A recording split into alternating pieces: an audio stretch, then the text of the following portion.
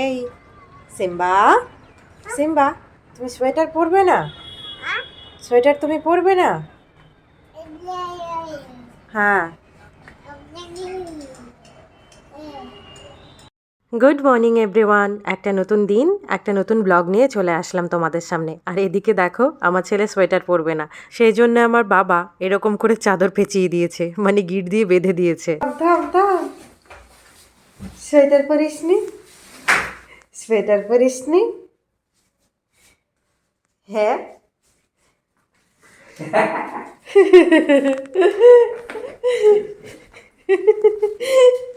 Sweater পরিসনি? আর এদিকে হয়েছে আর এক কাণ্ড। আমার কাজের লোকের কোনো খোঁজ খবরই নেই, ফোন করে করেও তাকে পাওয়া যাচ্ছে না। তাই নিজেই নেমে পড়েছি বাসন ধুতে। ঠান্ডার মধ্যে বাসন ধুতে কার ভাল লাগে। আর এদিকে আমি ঠান্ডার সাথে আপোষ করতে কোনো মতেই রাজি নই। তাই নিয়ে নিয়েছি এই গ্লাভসটা। এই গ্লাভসটা আমি অনলাইন থেকে নিয়েছি, ফ্লিপকার্ট থেকে। আমি আজকেই এটা ফার্স্ট টাইম ইউজ করছি। গ্লাভসটা পরে আমার একটুখানি অসুবিধা হচ্ছে। অসুবিধা বলতে হচ্ছে, যেহেতু অভ্যেস নেই সেই জন্য বাসনগুলো ধুতে একটু অসুবিধা হচ্ছে, মানে জিনিসপত্র হ্যান্ডেল করতে। তাছাড়া যদি বলো ভেতরে জল ঢুকছে কিনা, সেটা আমি এরপরে তোমাদের চাক্ষুষ দেখিয়ে দেবো। এই বাসনগুলো ধুতে আমার একটুখানি টাইম বেশি লাগলেও হাতে কিন্তু আমার এক ফোঁটাও জল ঢোকেনি। সে টাইম একটু বেশি লাগুক, হাতে তো জল ঢুকছে না, সেই জন্য আমি এটা নিয়ে হ্যাপি। কি সুন্দর ডাকলো জানিস আমাকে। হ্যাঁ, ওখান থেকে বলতে বলতে আসলো, মিমি তুমি মিমি পেয়েছো? তুমি মিমি পেয়েছো? মিমিকে ঘুম থেকে তুলে দিয়েছো? বেশ করেছো, বেশ করেছো। রাত জেগে শুধু সিনেমা দেখবে আর সকালবেলা পড়ে পড়ে ঘুমোবে। না না, শোনো, তুলে দে, চুল টেনে তুলে দে।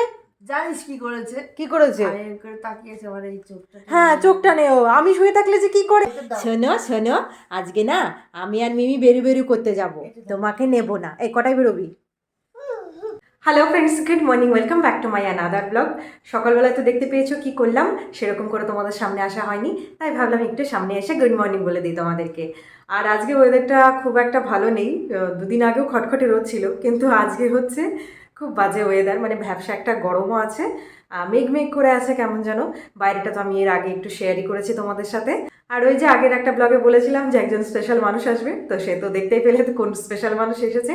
আমার বোন এসেছে। আর আজকে আমার আর বোনের একটুখানি বেরোনোর প্ল্যান আছে। তোমাদেরকে তো একটু আগে দেখালামই যে আমরা মোটামুটি 3টে নাগাদ বেরোবো।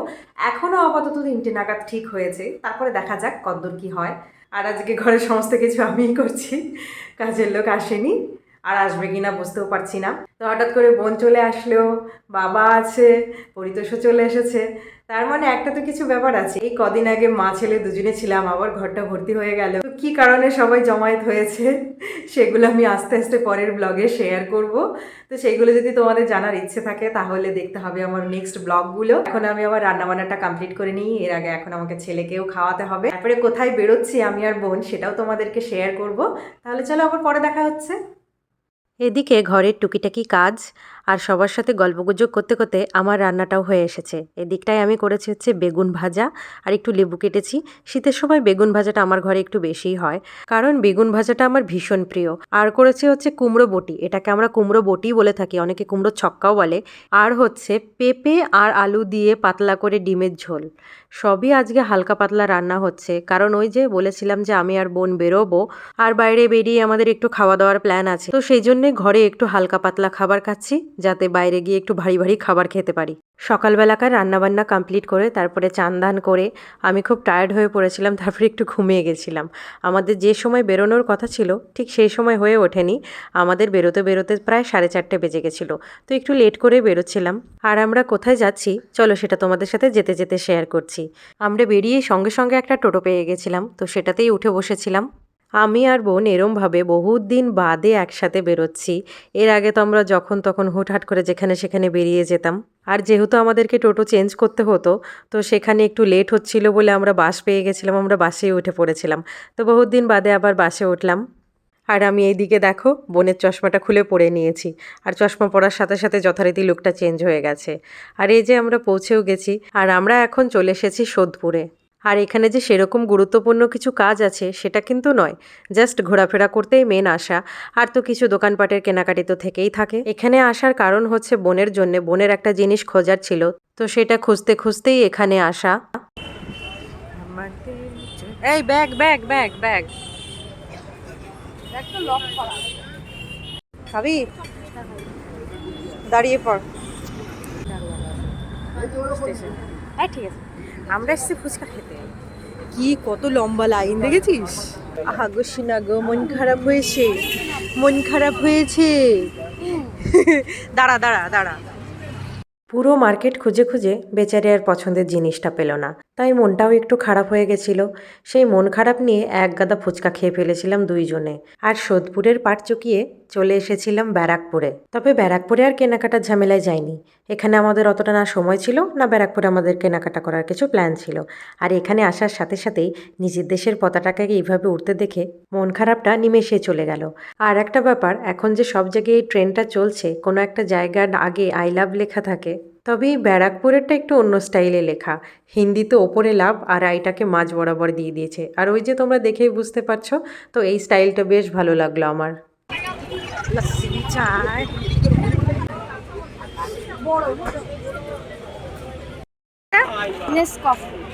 চায়ের মধ্যে কফি, চাফি। আমি এটা ফার্স্ট টাইম দেখছি চাফি। খেয়ে দেখ, খেয়ে দেখ, খেয়ে দেখ কেমন।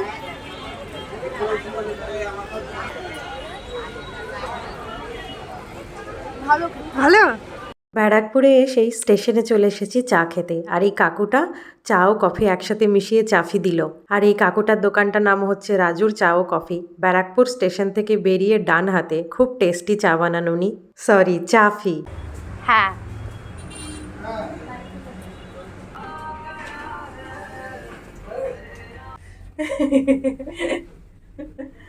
দাদা বৌদি রূপটপ।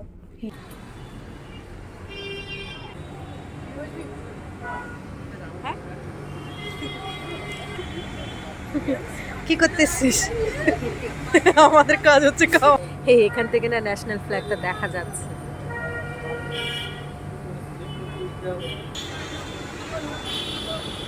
আমরা এখন চলে এসেছি দাদা বৌদি রুপটপ রেস্টুরেন্টে, সে তো তোমরা দেখেই বুঝে গেছো। আর এখানকার অ্যাম্বিয়েন্সটা ছিল ভীষণ সুন্দর। সেটা ফিল নিতে হলে একবার ঘুরে যেতেই হবে এখানে। রেস্টুরেন্টের ভেতরে বসে তো দাদা বৌদির খাবার অনেক খেয়েছি, তাই একবার ভাবলাম যে ছাদে বসে খেয়ে যাই, দেখি তো এর স্বাদ কিছু বদল হয় কি। এমনিতেই দাদা বৌদির খাবারের কোনো তুলনা হয় না, তবে এই খোলা ছাদের নিচে খেতে আমার বেশ লাগছিল। ব্যারাকপুরে তো দাদা বৌদি রেস্টুরেন্ট বেশ কয়েকটা আছে, তবে এই রুপটপটার ফিলিংসটা অন্যগুলোর থেকে একটু আলাদা। আর আছে এখানে একটা লাইভ মকটেল কাউন্টার। আর এই যে বানানো হচ্ছে ব্লু লেগন, আমি খেয়াল করেছি সব জায়গায় এটারই ডিমান্ড হয় সব থেকে বেশি। আমারও এটার স্বাদ ভীষণ পছন্দের, কিন্তু আজকে আমি এটা অর্ডার করিনি। তো কী অর্ডার করেছিলাম সেটার জন্য আমার ব্লগটা দেখতে থাকো। এতক্ষণ তো আমার ঠান্ডা লাগেনি, কিন্তু এখানে আসার পরে একটু ঠান্ডাও লাগছিল, কারণ ওপরে একদম খোলা ছাদ ছিল। তো সেই জন্য আমি কোটটা চাপিয়ে নিয়েছিলাম, আর তার সাথে টুপিটাও। যা বুঝতে পারছিলাম এখানে শুধু আমারই একমাত্র ঠান্ডা লাগছিল, বাকি সবাই তো নর্মাল ড্রেসে ছিল। আমার বাবা ঠান্ডার সাথে কোনো আপোষ নয়, আগেই বলেছি। আবারও খোলা ছাদে টুপি ছাড়া একদমই পারবো না, তাই টুপিটাও পরে নিয়েছি। দেখতে জোকারের মতন লাগছে লাগুক, শীতের মধ্যে আমি এভাবেই কমফোর্টেবল। আর এরই মধ্যে আমাদের স্টার্টার চলে এসছে। আমরা স্টার্টারে অর্ডার করেছিলাম হচ্ছে চিকেন মালাই কাবাব। এটা এর আগে ট্রাই করা হয়নি, তাই ভাবলাম একবার নিয়েই দেখি। আর ওরা আমাদেরকে খুব সুন্দর করে সার্ভ করে দিচ্ছিল। তো এই কাবাবটা আমার খেতে বেশ ভালো লেগেছে, একটু মিষ্টি মিষ্টি লাগছিল। আর আমার বোনের হয়তো খুব একটা ভালো লাগেনি, কারণ ও খাবারে মিষ্টি জাতীয় জিনিস একটু কম পছন্দ করে। তবুও ওকে যখন জিজ্ঞেস করলাম কেমন লাগছে খেতে, ও বলছে যে খারাপ না, ভালোই লেগেছে। আর একটা কথা, এর আগে আমি একটা ব্লগে বলেছিলাম যে আমি একটা স্টোল নিয়েছি, তো সেটা তোমাদের সাথে শেয়ার করা হয়নি। তো আজকে যে আমার বোনের গলায় যে স্টোলটা দেখছো, এটাই আমি সেদিন নিয়েছিলাম, যেটা আমি অনেক দিন ধরে খুঁজছিলাম। আর আজকে ড্রেস আপের সাথে ওকে বানাচ্ছিল বলে ওকেই নিতে বললাম। আর এরই মধ্যে আমাদের ড্রিঙ্কসও চলে এসছে। আমরা দুজনে দুরকম দুটো অর্ডার করেছিলাম। আমি নিয়েছিলাম গ্রিন আইসল্যান্ড, আর বোন নিয়েছিল ব্লু লেগনটা। দুটোরই টেস্ট ভীষণ ভালো ছিল। টক মিষ্টি, ছোটোবেলায় আমরা পপিন্স খেতাম না, সেই পপিন্সের সবগুলো একসাথে চিবলে যে ফ্লেভারটা পাওয়া যেত, একদম আমার কাছে কোনো ফেক রিভিউ হবে না, ঠিক আছে? হ্যাঁ, আমার ওটাই মনে হচ্ছে পপিন্সে বিভিন্ন কালার থাকতো, সে সবগুলো আমি একসাথে চিবোতাম। আমার একসাথে পোষাতো না, এইটুকু থেকে একসাথে পোষাতো না, সবগুলো একসাথে মুখে দিয়ে চিবোতাম। সেই ছোটোবেলার ফ্লেভারটা আমি পেলাম। বাহ, দিক দিয়ে ভালো। এবার তোরটা বল। এটার তো কোনো তুলনা হবে না, আমার সবসময় ফেভারিট। আমার এটা সবসময় ভালো লাগে, আমি সেই জন্য এটাই অর্ডার করি। আমি সবসময় এটা করি বলে আমি অন্যটা নিলাম। আমি এটাই অর্ডার করি। তবে একা খাবি না, ঠিক আছে, আমিও খাবো। এবার এটা ট্রাই কর।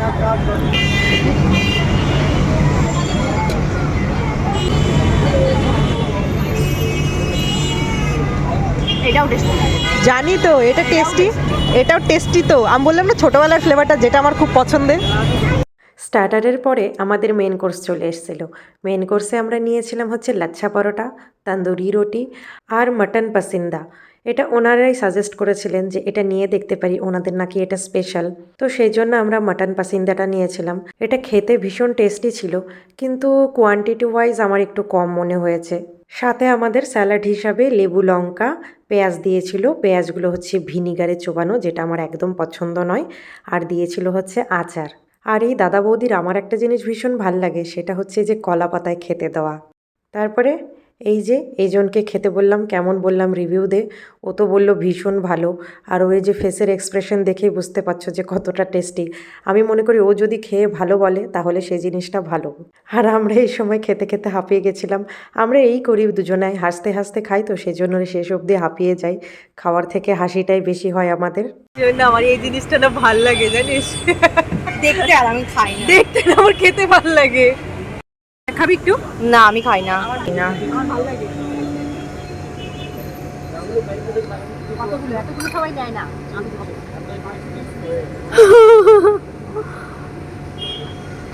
বিল কত এসছে?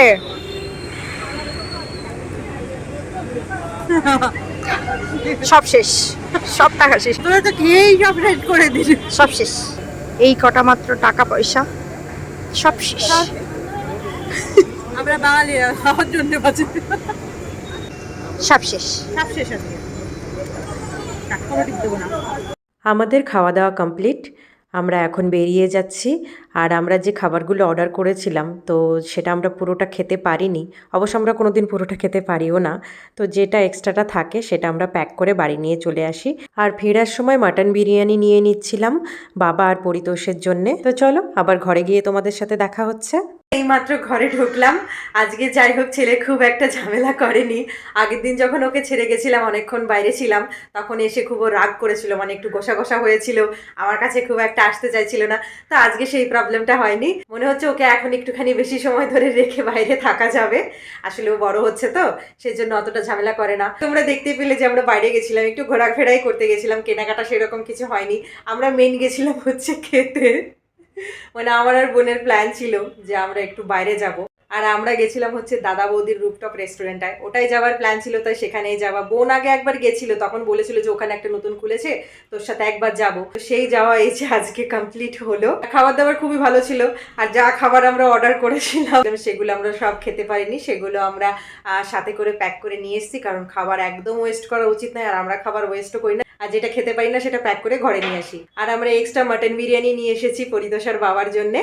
তো বাবাকে এখন অন্তরা খেতে দিচ্ছে, আমি এখন ফ্রেশ হয়ে ছেলেকে ঘুম পাড়াবো। এইভাবেই কাটলো আজকে আমার সারা দিনটা, বেশ ভালোই কাটিয়েছি। তো এখানেই আজকে আমি আমার ব্লগটাকে শেষ করব। দেখা হবে পরে আবার নতুন আর একটা ব্লগে। তাহলে আজকের মতন এখানে ইতি টানছি। Good night everyone.